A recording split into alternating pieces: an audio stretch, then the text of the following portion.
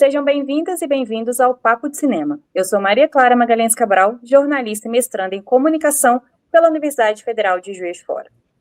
Eu sou a Aline Gomes Alvim, eu sou formada em Ciências Sociais pela UFJF e também faço mestrado em Comunicação pela UFJF. Hoje, o Papo de Cinema ele faz parte do projeto A Experiência da Ida ao Cinema, Subjetividade, Memória e Comunicação, do Grupo de Pesquisa Comunicação, Cidade e Memória, o CONCIME, da Faculdade de Comunicação da UFJF. Hoje a gente vai receber a professora Mariana Ferraz Mussi, que vai conversar um pouco com a gente sobre documentário brasileiro. Mariana é graduada e mestre em comunicação pela UFJF e mestre em documentário e sociedade pela SCAC, na Espanha. É doutora em comunicação pela Universidade Pompeu Fabra, em Barcelona, e pós-doutora em ciências sociais pela Universidade Estadual do Rio de Janeiro. Ela é professora colaboradora do programa de pós-graduação na ESPM, Rio de Janeiro. Membro do grupo de pesquisa Consumo e Sociabilidades e do grupo CONCIME, e também é diretora e roteirista no Cartola Estúdio, possuindo uma extensa trajetória em produções documentais. Antes de começarmos as perguntas, eu e a Aline, em nome do Grupo Cinema de Rua de Juiz de Fora, agradecemos a sua participação no nosso quadro de entrevistas. Obrigada, gente, pelo convite. É um prazer estar aqui com vocês e poder colaborar aí nessa discussão tão interessante, né, que me toca muito sobre documentário. Bom, então, para começar, Mariana, a gente queria saber como que surgiu o seu interesse pela produção de documentários. Bom, ela vem desde lá de trás, na minha graduação, quando eu estava estudando na UFJF, né? E na época a gente frequentava, né, tanto festivais de cinema, né, como de Tiradentes e o Primeiro Plano, e sempre me chamou muita atenção, eu sempre me identifiquei muito com a linguagem, com as narrativas documentais, talvez por estar fazendo na faculdade jornalismo e encontrar ali uma forma um pouco mais livre, mais subjetiva, muitas vezes mais poética até, né, de poder falar sobre essa realidade. Então, o meu interesse vem lá da época da minha graduação, né, no audiovisual e no documentário especificamente, e principalmente quando eu fiz uma disciplina com um professor querido, meu amigo Cristiano Rodrigues, que é professor até hoje, né, na Facom. Lembro que eu fiz uma disciplina com ele na época que era eletiva, que era super concorrida, super difícil de conseguir vaga, e foi lá para o sétimo período, sexto, sétimo, eu já estava, né, mais para o final da faculdade, e essa disciplina, eu sempre falo com ele, mudou a minha vida, porque foi ali que eu realmente entendi nos bastidores, a gente via muitos filmes, né, ampliou muito, assim, também o meu conhecimento, né, de filmes documentais, e essa disciplina foi quando, ao final dela, eu fiz um projeto que foi o do Firma, que foi o meu primeiro curta-metragem, ainda na faculdade, que depois a gente apresentou no Primeiro Plano, no ano seguinte, e que a gente ganhou 2 prêmios no Primeiro Plano naquela ocasião, que foi o do Júri Popular, né, naquela mostra regional que eles têm, e o do júri que estava ali fazendo parte e a gente tinha uma verba que a gente ganhava,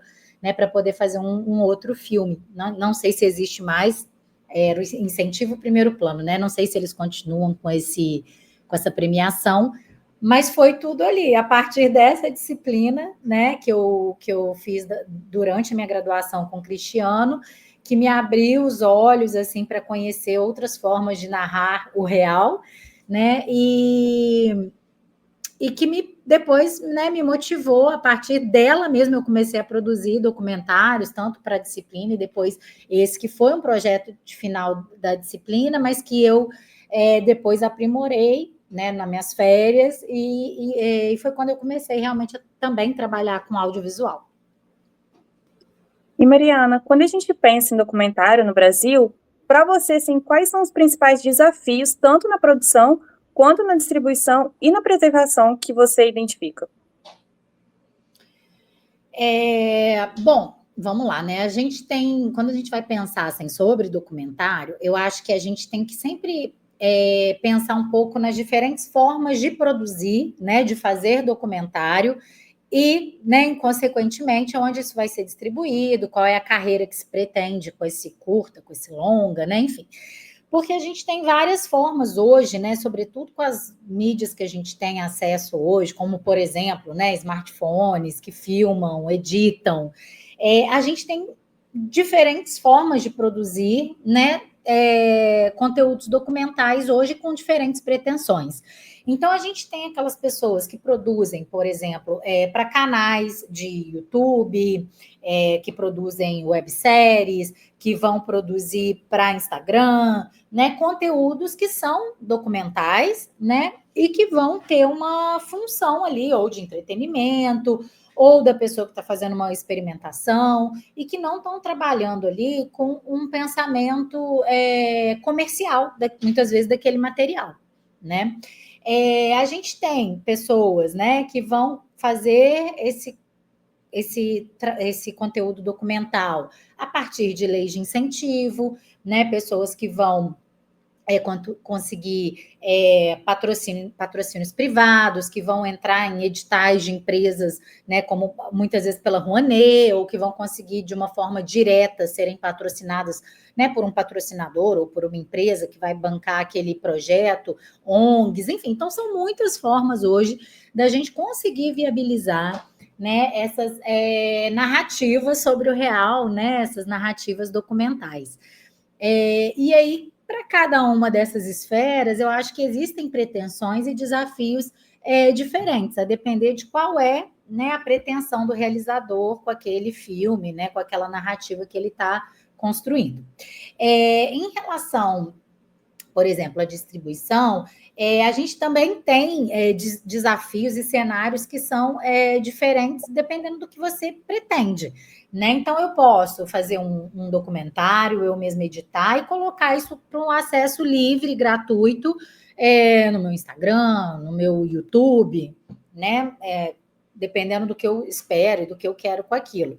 Existe uma forma, né, de fazer uma carreira que começa em festivais, que vai para a sala de exibição em cinemas, outras, hoje muita gente, né, muitos realizadores já começam a carreira ali daquele filme, por exemplo, no streaming.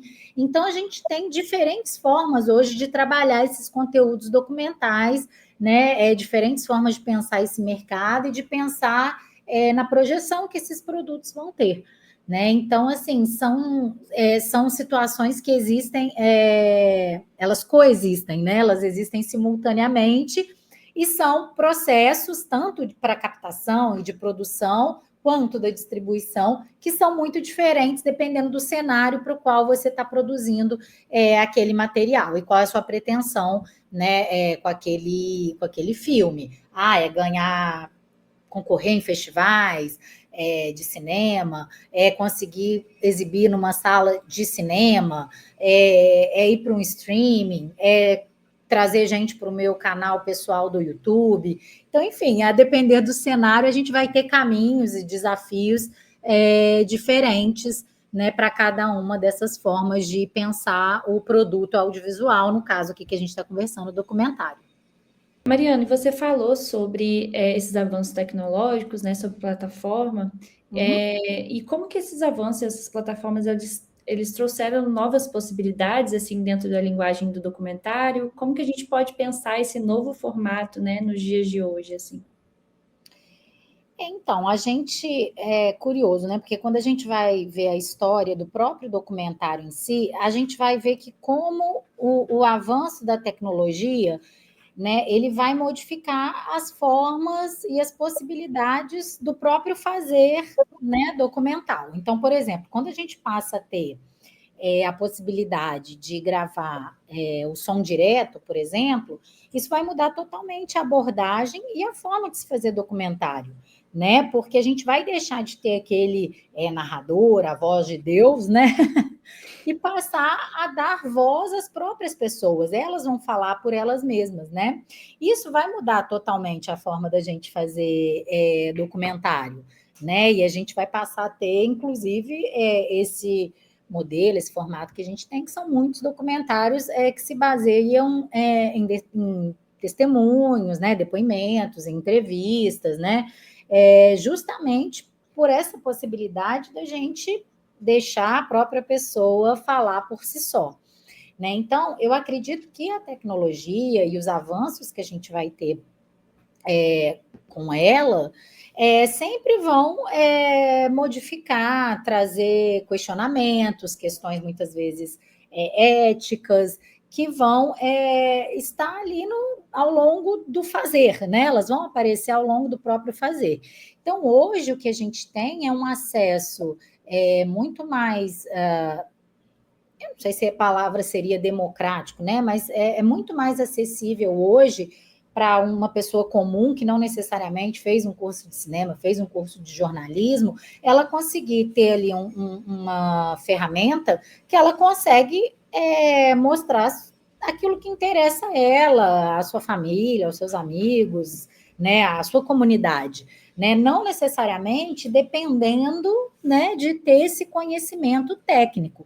Então, hoje a gente tem, por um lado, pessoas que vão aprender, né, sozinhas, por tutoriais, a editar, a montar a luz, a operar uma câmera, ou que vão com o próprio celular e com os próprios aplicativos, por exemplo, o CapCut, né, que você edita no próprio celular muito rapidamente e muito intuitivamente, vão passar a filmar e conseguir fazer seus próprios filmes, né, sem depender necessariamente desse conhecimento mais formal, né, institucional, né, para poder chegar a operar uma câmera, né, ou a filmar, ou a editar. Então, esse conhecimento hoje, ele é mais acessível, né, a ferramenta em si, o celular, né, e o conhecimento que a gente pode encontrar, né, tutoriais gratuitos ou comprar cursos, né, não necessariamente tendo que estar cursando um curso de cinema, por exemplo. Né? Então, o acesso hoje é muito mais fácil, né? E isso faz com que a gente tenha um volume de produções muito, muito, muito grande, né? Então, a gente tem desde sei lá, canais no YouTube, os streamings, os festivais, as salas de cinema, em que a gente pode consumir muitos filmes, né? Não só documentários, mas e ainda na TV também, né? Não esquecendo da TV também, que é um lugar em que a gente consegue também consumir. Então, a gente tem um aumento enorme da produção, né, de conteúdos documentais, de diferentes, como a gente falou na pergunta anterior, né, com diferentes formas de financiamento, com diferentes orçamentos, com diferentes propostas, com diferentes objetivos, mas está tudo circulando. A gente que não dá conta, né, isso vai gerar o problema que a gente tem hoje, que é o da economia da atenção, né, porque a grande questão hoje é a gente conseguir captar a atenção das pessoas, porque todo mundo está super disperso, com um volume enorme de informação e de vídeos e de, né, conteúdo que a gente tem no dia a dia. Então, diante desse cenário, o que vai me fazer parar para realmente assistir um filme no cinema, ou um filme de 2 horas, ou um documentário super específico sobre uma, né, determinada questão. Então, eu acho que né, a tecnologia e o momento que a gente vive hoje, ele é um momento em que a gente tem uma oferta muito grande, né? Também uma demanda grande, as pessoas consomem, né, eu não sei o número exato, mas uma quantidade absurda hoje de volume, né, de horas de vídeo por dia, principalmente pelos smartphones, e isso vai mudar a forma da gente produzir esses conteúdos, da gente pensar esses conteúdos, da gente, na hora, como um realizador, né, de escolher como narrar, né? Enfim, então são muitas camadas aí. Tem um filme que eu vi recentemente, por exemplo, na Netflix, que era um documentário todo feito através da câmera corporal de policiais. É um documentário, é real. Então, olha só, assim, como a gente tem tanto acesso a tantas imagens hoje, eu acho que, se não me engano, ele vai concorrer até esse ano, 2026, no Oscar. Me fugiu o nome aqui, vou ver se eu consigo. Eu acho que é A Vizinha Perfeita. é o nome do documentário. E ele é todo feito com as imagens produzidas por aquela câmera corporal que os policiais usam, isso numa cidade nos Estados Unidos. Então, assim, é infinito, né? A criatividade, a possibilidade né, de fazer narrativas, de falar sobre o real, e cada vez mais a gente tem imagens sendo produzidas, né, em diferentes meios, e que vão gerando um volume enorme aí de informação, e o que a gente vai fazer com isso, né? Então, são questões aí que vão, né, passar pela tecnologia e pelo momento que a gente vive hoje.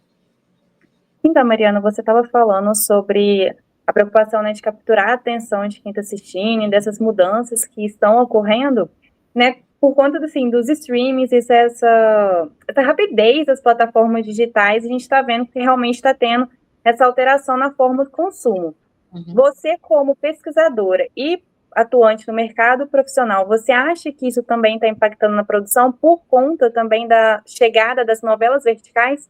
Que as novelas também já estão percebendo essa mudança e agora estão gravando, algumas emissoras, inclusive famosas, estão gravando as novelas verticais. Você acha que isso pode acontecer com o documentário?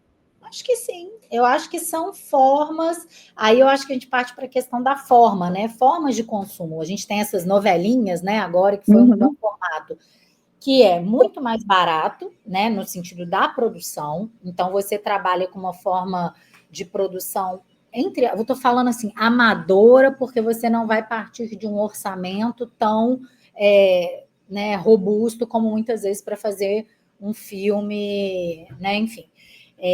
Que vai para o cinema, por exemplo, tá? Então, são produções que são mais baratas, são mais rápidas, né? Eu acho que elas têm, acho que no máximo 5 minutos, se eu não me engano, acho que são até menores. Eu vi que a Globoplay, né, lançou recentemente a primeira, até com a Jade Picon, né? Enfim. Não vi como é que foi a performance, ou como está sendo, né?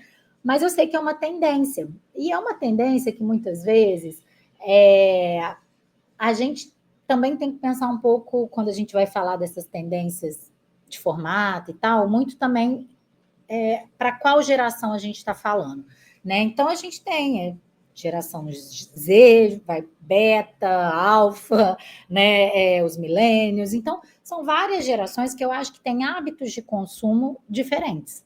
Né? É óbvio que talvez esse formato mais rápido, na vertical, seja para um público mais jovem, que não vai ou tem mais dificuldade justamente por serem nativos digitais, por estarem consumindo a maior parte dos conteúdos no celular, né, que é um conteúdo também que ele é on demand, né? Você escolhe a hora que você vai ver, a hora que você para, quando você continua. Então, às vezes, você está assistindo enquanto você está se deslocando, né? Você está no metrô, você está num táxi, você está num ônibus, muitas vezes com seu fone de ouvido. Então, são conteúdos que eu acho que são feitos especificamente, principalmente, né, para serem consumidos pelo celular. E eu acho que isso é uma tendência, não tem jeito, assim, a gente vai ter cada vez mais conteúdos sendo pensados para serem consumidos no celular, porque justamente cada um tem o seu, cada um assiste a hora que quer, né? Essa experiência coletiva da sala do cinema, ela continua forte e existindo como uma experiência que as pessoas vão buscar, mas no cotidiano é muito mais rápido, é muito mais prático eu assistir o conteúdo pelo meu celular na hora que eu quiser, né? E que não dure muito. Eu estava vendo um dado, inclusive, das pessoas que aceleram os vídeos, né? As séries, os áudios, né? Os podcasts. Então, a gente tem essa tendência hoje, né? Muito imediatista, mas acho que isso tudo é muito pelo volume de informação que a gente tem acesso hoje. Então, é tanta informação que é uma sensação de que eu tenho que ver rápido, porque já tem outra coisa para eu ver. Né, tanta informação, conteúdo, né? Então não é porque falta, então eu vou ver com calma, porque este é o único filme que eu tenho disponível para ver. Não, tem 30 filmes que eu posso escolher ver e eu quero ver todos para poder comentar, para poder entender a trend, para poder participar né, eu não consigo não falar Twitter, né? No Twitter, das discussões. Então, tem jeito, assim, eu acho que o documentário, eu acredito que muito rapidamente a gente, se já não tem, né, vai ter, é natural que tenha, assim, para pensando em consumo mesmo e num público consumidor específico. Isso não quer dizer que não tem um público também que quer ver os vídeos longos, que quer se aprofundar em certas temáticas, que não quer ver pelo TikTok, que quer ver lá no YouTube, que é mais careta, né? Enfim. Então, eu acho que a gente tem público para tudo e vai muito do interesse da pessoa. Isso sim, o que vai me motivar a ver coisa X ou Y, né? E aí, sim, se for algo que me interessa, que tem 3 horas de duração, eu vou assistir, né? Então, acho que é muito por aí, cada vez mais personalizado esse conteúdo, mais nichado, né? Mais focado no perfil daquele consumidor. Você falou do Twitter e lá tem muito essa coisa do cronicamente online, né? Que a gente tem que estar o tempo todo online acompanhando tudo, porque senão a gente perde qualquer coisinha. Mas uma próxima pergunta que a gente tem é sobre esse olhar, né, de produtora de documentário, assim, se você acredita que isso influencia a forma como você percebe algumas narrativas do mundo, assim, às vezes uma percepção que você tem diferente sobre determinado assunto, esse olhar, né, que você tem de produtora de documentário influencia nisso? Olha, vamos lá, né? Sim, acho que sim, porque a nossa trajetória, as nossas experiências vão moldando quem a gente é e como a gente percebe, né, o cotidiano, a vida, as pessoas. E eu acho que, sobretudo, né, mas talvez isso viesse de outra forma pela vontade de ouvir o outro, né? E de conhecer esse outro universo, esse outro real, que muitas vezes não é o que eu habito, mas é através desses filmes, é através dessas narrativas que eu consigo chegar o mais próximo possível, né? Talvez de algo que eu nunca tenha a possibilidade de estar perto presencialmente, né? Fisicamente. Então, eu acho que é uma grande janela, né? Assim, que a gente tem para conseguir habitar e vivenciar, de certa forma, né, outros mundos, outras formas de viver, outras formas de pensar, né, enfim. Então, acho que, nesse sentido, acho que a minha experiência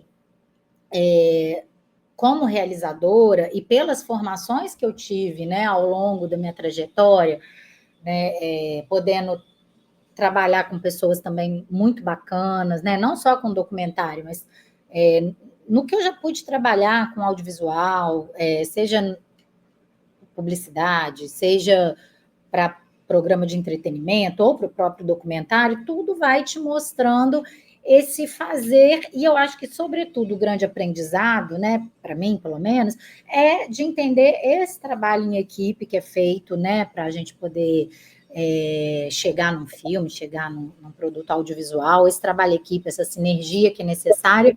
E quando a gente está falando, sobretudo, do documentário, eu acho que desse respeito às diferenças e à história de cada um e ao ponto de vista de cada um, porque a gente tem que ter um certo limite, assim, enquanto realizador, e quando a gente está filmando a vida de alguém, a casa de alguém, a experiência de alguém, de respeitar aquela diferença, né? Aquela outra forma de existir e de ser. E eu acho que isso vem, é o que me marca, né, dessa trajetória né, das produções que eu já realizei e quando eu estava estudando também, do que eu pude aprender. E acho que isso fica com a gente, né? Então, quando a gente está tanto trabalhando, seja, né, hoje eu sou professora numa sala de aula, nas atividades que eu passo, eu estou sempre buscando também trabalhar isso que me marcou de alguma forma, né? Para passar esse conhecimento também. E, obviamente, na hora que você, que é um realizador, que conhece os bastidores, né, as nuances ali para uma produção, você tem um olhar diferente, né, sobre aquilo que você está assistindo, não tem jeito. Bom, você falou um pouquinho, né, das suas produções. Tem alguma, assim, que você considera, entre todas que você já fez, assim, mais significativa ou mais marcante na sua trajetória? E por que seria essa escolhida? Que difícil! Porque com cada uma a gente tem um carinho especial, né? Assim, eu acho muito engraçado. Acho que é muito difícil quando a gente trabalha né, fazendo os nossos projetos autorais, principalmente, cada um deles diz muito respeito a um momento específico da nossa vida, né? E como estava a nossa cabeça naquele momento, o que instigava, qual era a curiosidade, qual era a motivação. Isso vai mudando, né? Então, às vezes, eu olho para algumas coisas que eu fiz, e não necessariamente autorais, ou projetos que eu já trabalhei, e falo, nossa, foi bacana naquele momento ali, né? Assim, hoje talvez não tivesse espaço mais para isso, né? Ou outras coisas me interessariam mais. Então, isso vai fazendo a nossa formação.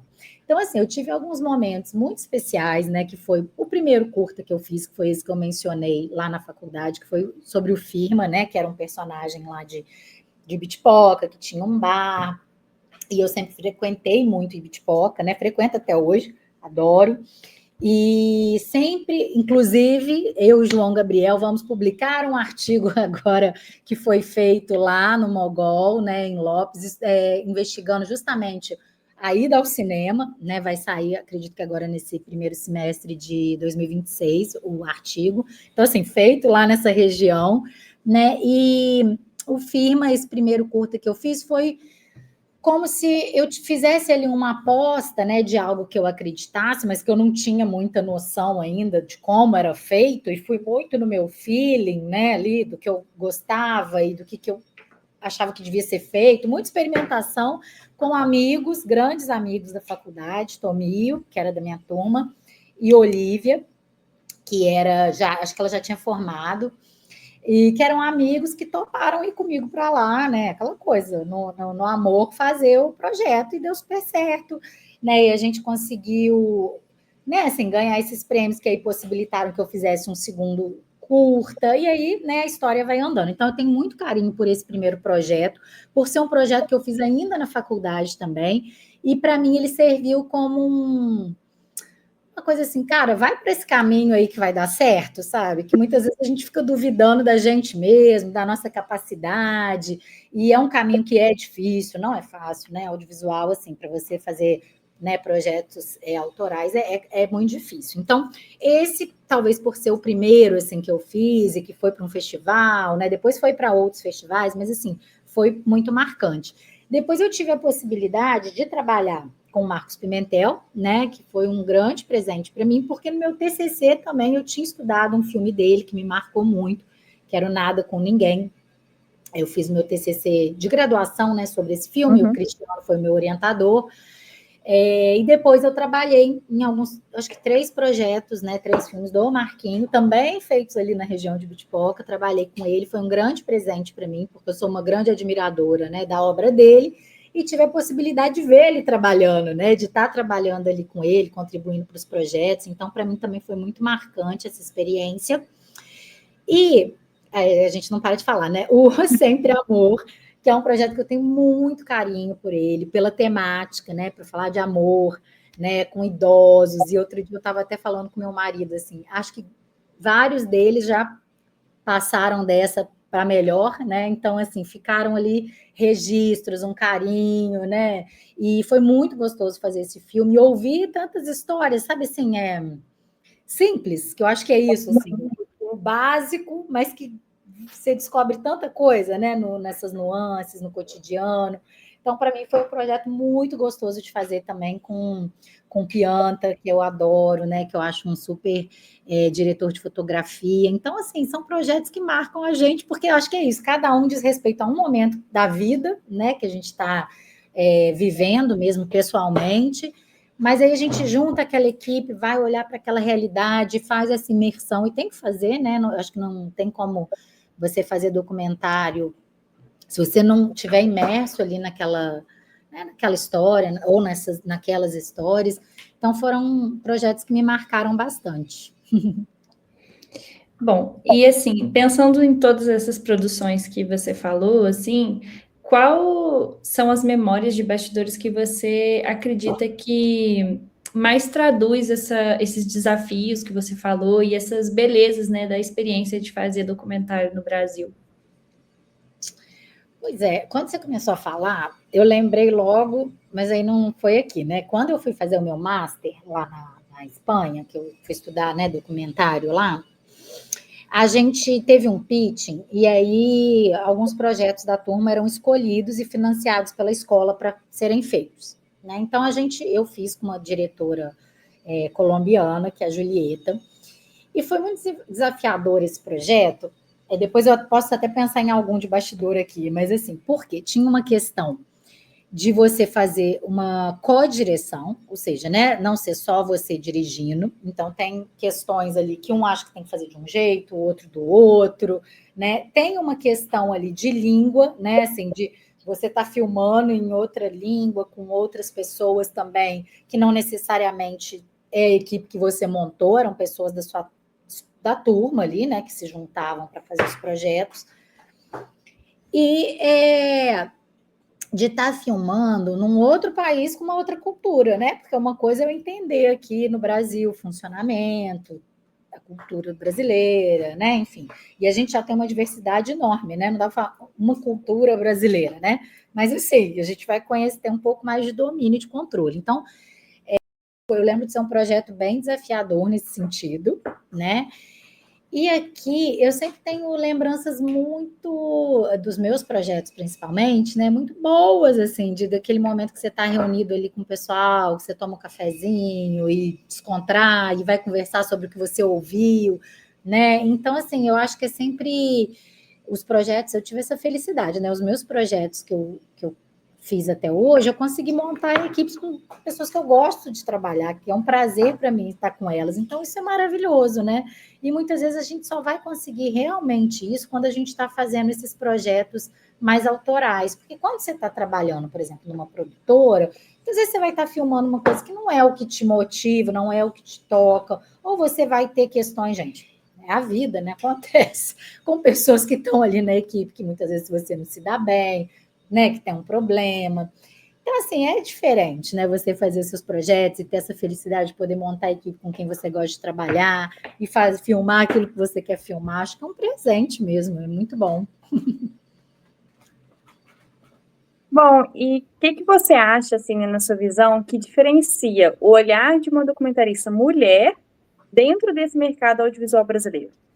E olha, te falar, tudo. Tudo é diferente, né? Por sermos mulheres, né? Assim, eu acho que não tem jeito, né? A gente carrega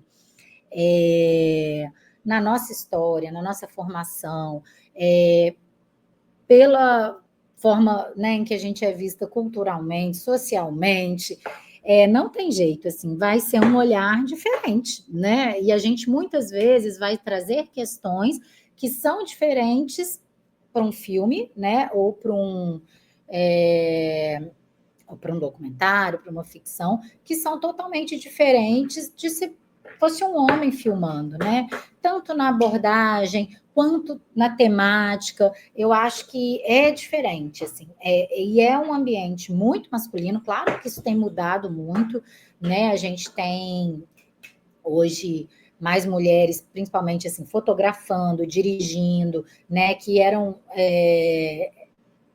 papéis, né? Muito assumido ali por homens, e a gente tem cada vez mais mulheres editando também, né? E que eu acho que isso tudo vai ser diferente, porque somos diferentes, né? Temos trajetórias diferentes, questões diferentes, formas de olhar o mundo que são diferentes. Isso tudo vai se refletir, né, nos projetos, nas formas de narrar, muitas vezes no olhar, do ponto de vista que vai ser traduzido ali, né, nas imagens ou na forma de editar. Então, eu acho que tudo é diferente. Se for uma mulher fazendo e um homem, os olhares vão ser diferentes. Eu acredito nisso. Bom, então, para finalizar, eu queria saber o seu top 3 documentários assim que você mais me indicaria. Pode ser atual, pode não ser atual, mas 3 documentários que você mais gosta, assim. Então, olha só, essa pergunta ela é muito difícil de responder, porque depois eu fico com isso na cabeça e fico lembrando de um monte de filme que eu não falei, né? Mas assim, pensando rapidamente e filmes que eu indicaria por razões diversas, não necessariamente por serem os meus preferidos, mas por terem questões, né, que eu acho que são interessantes. A gente estava falando disso agora e Um deles seria O Incompatível com a Vida, que é um filme de uma diretora, Elisa Capai, que é brasileira, né? A gente estava falando, acabou de falar sobre essa questão do olhar da mulher, né? Sobre o filme, né? E se isso muda alguma coisa na hora de produzir ou de fazer. Enfim, então, O Incompatível com a Vida ganhou o É Tudo Verdade, se eu não me engano, em 2023, e é um filme que vai trazer uma pauta muito feminina, né? E é uma pauta que é sobre o aborto, né? Por algumas razões, né? Aí tem que assistir o filme, mas a Elisa, que é a diretora desse filme, vai tocar nessa questão e nas questões que envolvem a questão jurídica e de como cada mulher, algumas mulheres que ela acompanha ao longo do filme, vão atravessar esse momento. Então, acho que, além de ser uma diretora feminina, mulher, desculpa, é uma pauta muito feminina, do feminino, né? E que eu, hoje em dia, tenho me ocupado muito, que é de discutir, sobretudo, as questões de maternidade, de mulher. Inclusive, pretendo conseguir fazer um projeto nesse sentido, porque é algo que tem me ocupado muito na vida, né, no meu dia a dia, mas também nas reflexões, né, nos estudos. Eu lembrei também de outro, né, da Petra Costa, com Helena, que eu acho um filme lindo, né, também de uma documentarista mulher. Ela tem outros filmes mais recentes, mais atuais, mas esse acho que foi o primeiro dela, assim, que ela pelo menos deslanchou, né? Não sei se foi o primeiro filme que ela fez, mas que ela deslanchou, e que é um filme também, como esse da Elisa, muito pessoal, né? Ainda mais pessoal que o da Elisa, ela pega outras personagens, mas esse ela vai falar sobre uma questão, né, pessoal, familiar, e vai se debruçar tem essa questão que eu acho bem interessante também, em vídeos de arquivo, né, vídeos filmados pela família. Eu gosto muito dessa linguagem, né, de trabalhar vídeos familiares ali, afetivos.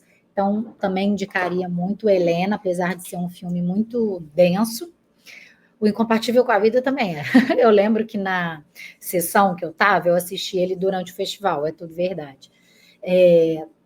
Um monte de gente levantou, assim, rápido, sabe? Porque traz, né, assuntos que muitas vezes não são tão fáceis, assim, de digerir.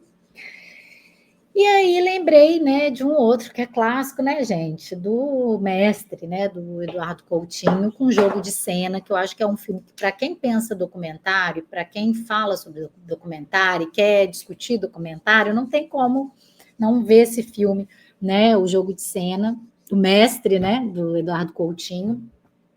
E num filme que ele vai falar sobre o próprio fazer documental, né? E abordar questões sobre o que é o documentário, o que é verdade, realidade, como que a gente manipula, né, ou trabalha essas realidades. Então, acho que é um filme, um clássico aí para quem quer pensar documentário. Bom, chegamos ao fim de mais um Papo de Cinema. Em nome de todo o Grupo Cinema de Rua de Juiz de Fora, muito obrigada pela participação, Mariana. Agradeço muito, meninas. Foi um prazer estar com vocês. Podem me convidar sempre, adoro falar sobre cinema, sobre documentário. Obrigada pelo convite e espero poder contribuir em outras oportunidades. Um beijo. Obrigadão. Bom, e a você que assistiu ao nosso Papo de Cinema, muito obrigada pela audiência e nos vemos no próximo Papo de Cinema.